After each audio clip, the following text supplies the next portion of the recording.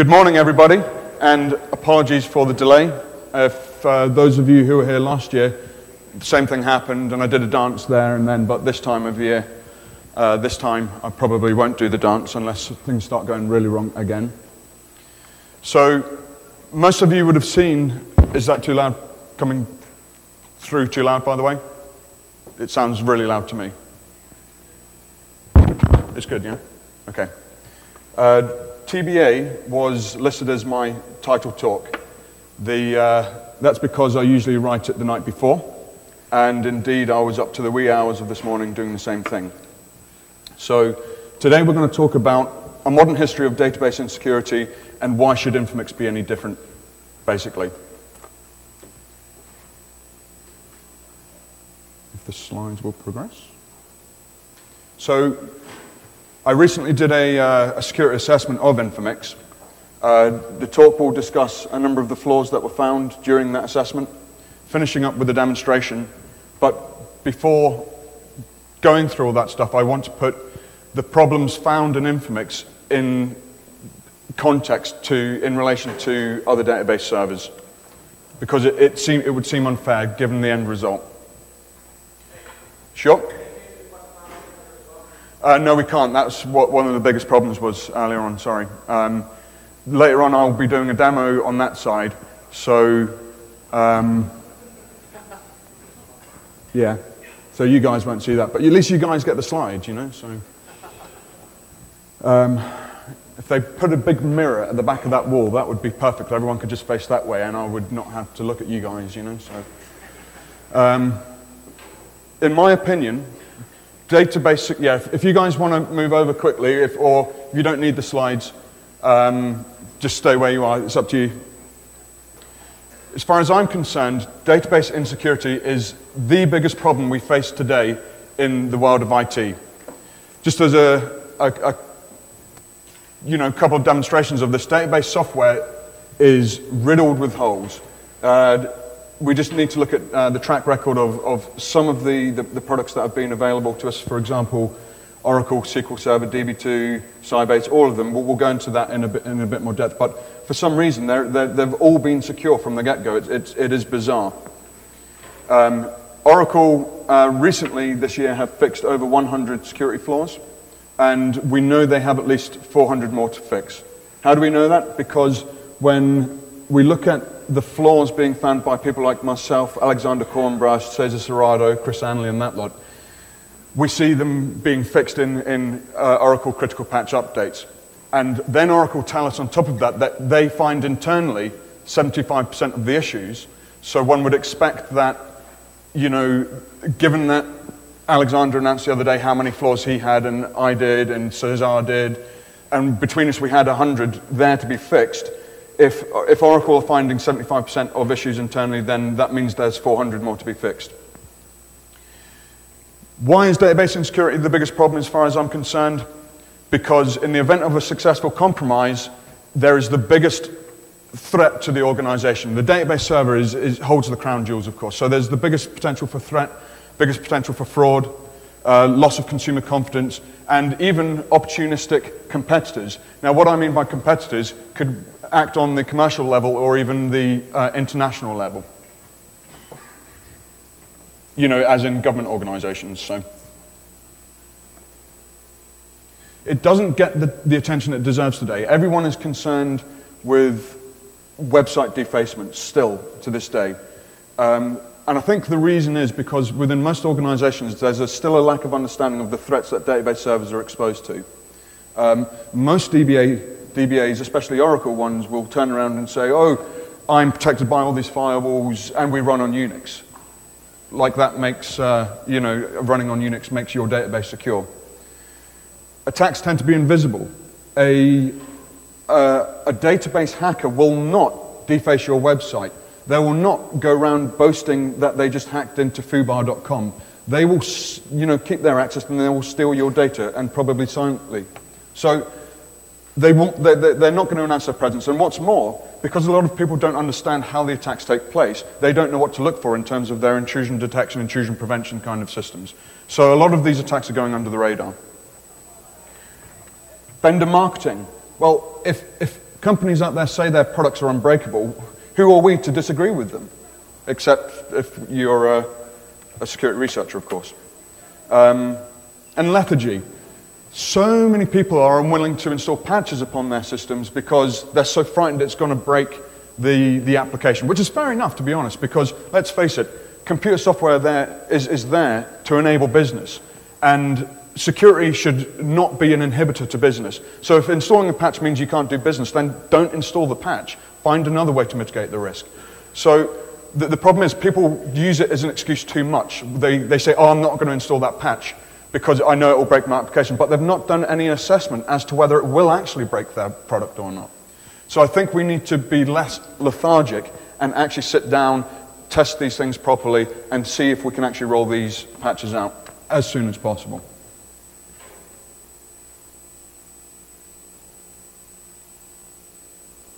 Sorry, I'm just waiting on the slides forwarding. Okay. I had a chat with Adam Shostak at Blackhat the other day, and we spoke about how many publicized compromises have been due to something like a direct database attack or a SQL injection attack. And he came up with a really decent list for me. He maintains at emergentchaos.com a list of a catalog of breaches, basically. The URL is at the bottom of that thing, but you guys can't see that. Emergentchaos.com, essentially. Now, I don't know whether he continues to maintain that, given that he now works for Microsoft, but I don't see there being any problem. You know, I don't see that Microsoft would have a problem with that. But suffice to say that there is an extensive list of publicized breaches on that site. He pointed to me in the direction of a number of them which he believed were due to SQL injection, given his insight into this, you know, into these breaches. So, obviously, everyone heard of the card system solutions. 40 million credit cards taken from a database. Then there was the Rhode Island state government database, 53,000 credit cards and national security, not national security IDs, social security identifiers. 320,000 SSNs from the USC, University of Southern California database. That was July 2005, and so on. The list goes on. But it shows you that the database attacks are out there. It's just they're not being noticed as much. Well, I think as time goes on, they're going to be noticed more and more often.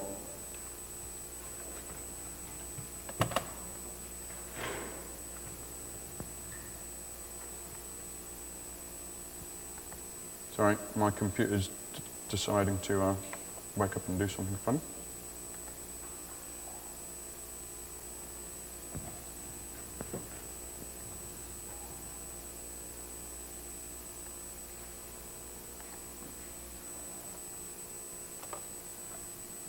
At the end of 2005, I conducted an assessment as to how many database servers are exposed out there. The reason I did this was because of people saying, oh, my database is tucked behind a firewall, you'll never get to it. Well, forgetting SQL injection issues, how many are actually exposed on the internet out there? So I conducted the survey looking for open database servers, i.e. not protected by a firewall.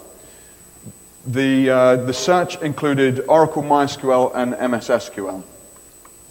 If we look at the results, and I can bring the results up now.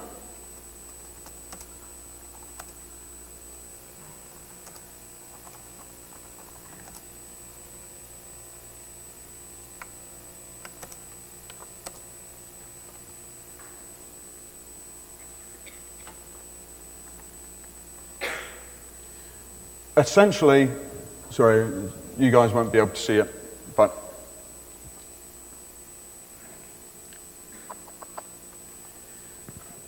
I found in approximately 1 million IP addresses, 30 exposed SQL servers, 18 Oracle servers, and get this, 847 MySQL servers. So that's staggering. Now, if we extrapolate the results of that, we can basically say across the internet there are 210,000 MySQL servers out there that are not protected by a firewall. There are 140,000 Oracle database servers not protected by a firewall, and 560,000 MySQL servers. Now, I want to normalize those results because the skew towards MySQL seems extremely unfair. So if we look at when you break them down by organization, it turns out that there are 21 organizations with their SQL server exposed in that address range. 17 organizations had their Oracle servers exposed, and 31 MySQL servers. So that 857 MySQL servers has now come down to 31 different organizations. So I think we can expect that it's because of web farms and hosting environments, basically, that's why there are so many unprotected MySQL servers. If we look at the range of versions of Oracle, we see that the majority of them are 8.1.7.0. That's really interesting because Oracle no longer supplies patches for that version of Oracle. And what's more, they are vulnerable to an attack whereby without credentials, we could load an arbitrary library and get it to execute an arbitrary function and pass it arbitrary parameters. Now that's a vector for a worm if ever I saw one, So we should be, concerned with protecting our database servers in a much more robust fashion. If you want to look at the operating system split, 8 of them were running on Windows, 8 Linux, and 1 each on Solaris and AIX.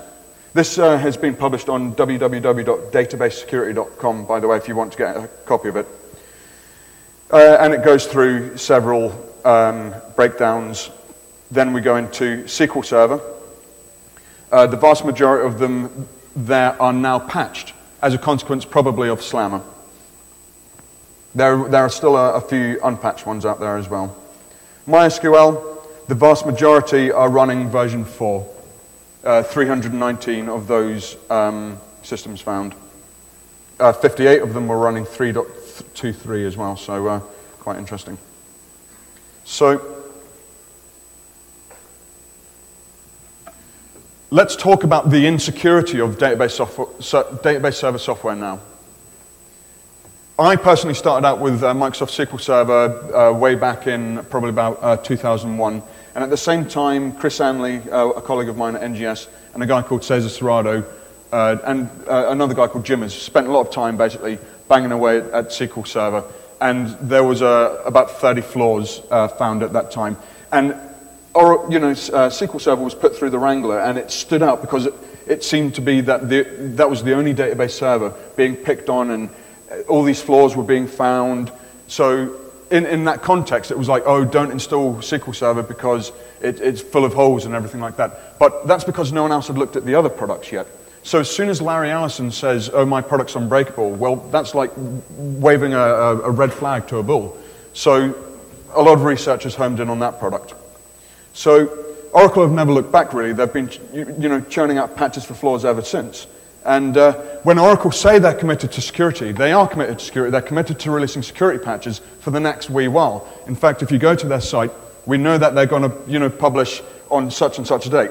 Now, if we think about that, what that means is until at least July 17, 2007, which is when the very last CPU they're talking about, and I expect there's going to be another one after that. But the point is, until July the 17th, 2007, we can expect that your Oracle database servers are in a state of critical insecurity. Because if they're going to be,